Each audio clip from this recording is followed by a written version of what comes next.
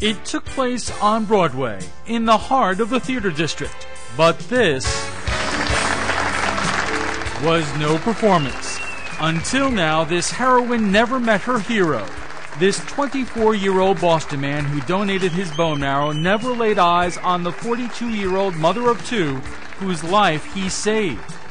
And it's like finding a relative. It's finding family. It's finding a blood relative that you never knew you had.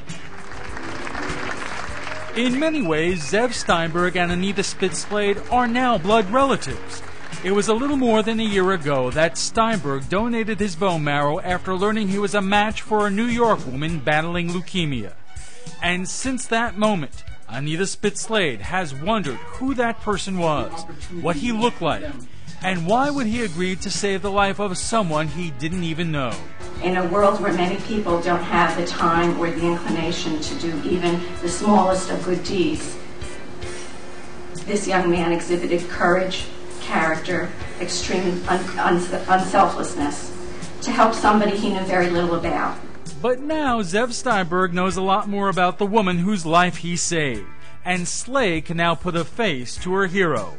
On the evening of Thursday, June 21st, at the Marriott Marquis in New York, in front of family, friends, as well as hundreds of others who have been through or had a role in similar life-changing experiences, the two were brought together by the organization which made this miracle possible, the Gift of Life Bone Marrow Foundation.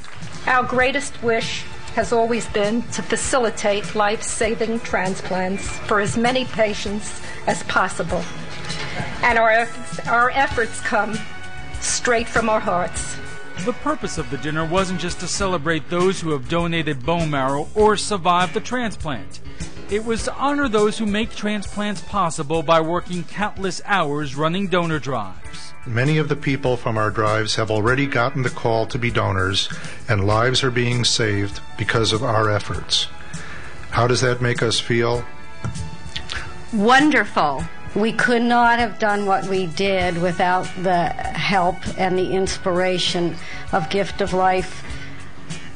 They gave of themselves unreservedly, and during that period of time, we grew to be true friends and true partners.